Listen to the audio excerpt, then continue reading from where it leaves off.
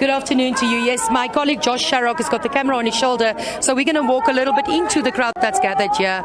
We've seen T-shirts from all sorts of organizations. NEHAWU, as you mentioned there, they stipulated their issues. We've seen Kusatu, we've seen Pop Crew, so there's a lot of people gathered here. Let's see if we can maybe speak to a few ordinary members. Excuse me, sir. Hello. You're live on SABC. Tell us, why are you participating in the march today? Wait, can I call him maybe the chairperson? It's all right. Thank you very much. We just want to gather from the people who are gathered here in their individual capacity why they're participating. Let's see if these gentlemen will speak to us. Hello, sir.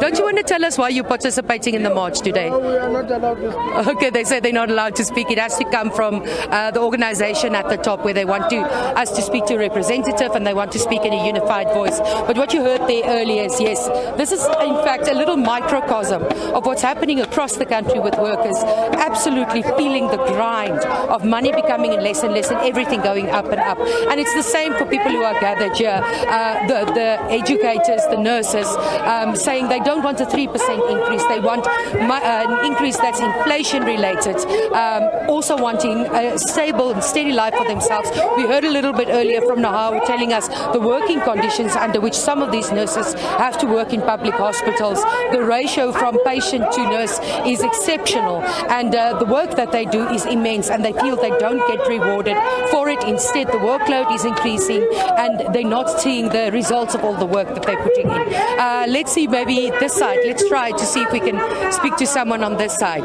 Good afternoon, sir. Don't you want to speak to us? We just want to hear why you're participating. Okay, they want to give us the provisional secretary. Okay, let's see if someone... No, they don't have them ready for us. So, as I was saying, you can hear singing here now. People can't actually move much. I'm going to ask Josh. Sorry if it's a bit shaky. He is walking with it on his shoulder. I'm going to walk down the street to show you where exactly the budget speech will take place this afternoon. Josh, if you can just follow me and just show them the road down there.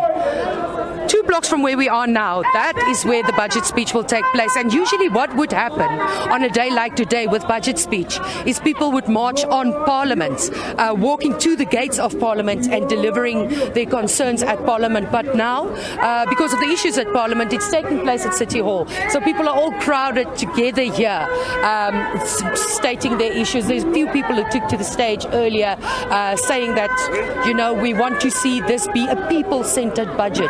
We want to hear from the minister what is going to be done to reduce the plight and the burden on workers themselves. I understand we have someone that's going to speak to us here now from the SACP. Good afternoon to you, sir.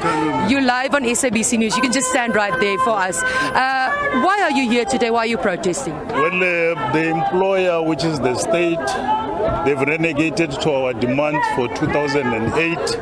Agreement 1 of 2008, and we felt today we must come here and remind them that we want our money.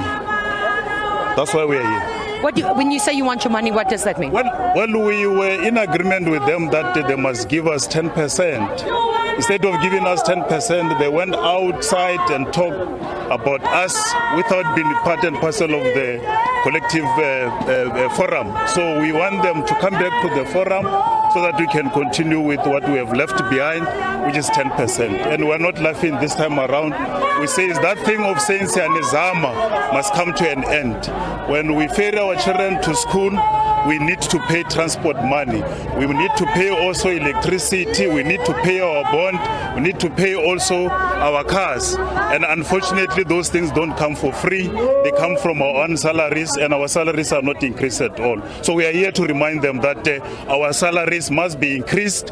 A cleaner in the South African Police Service, if they are giving us 3%, it therefore means only 90 rand. They have increased their salaries with 3,000 rand, and it can't be correct. That's why we are here, just to remind them. Thank you. And just lastly, just for the record, just your name and surname. And say again, please. Provincial Secretary of Kokoro, Petra Olani. There you heard it. That's it. That's the story here. People protesting ahead of the budget this afternoon. They say they want to see real money in their pockets as life is becoming increasingly hard for all workers in South Africa.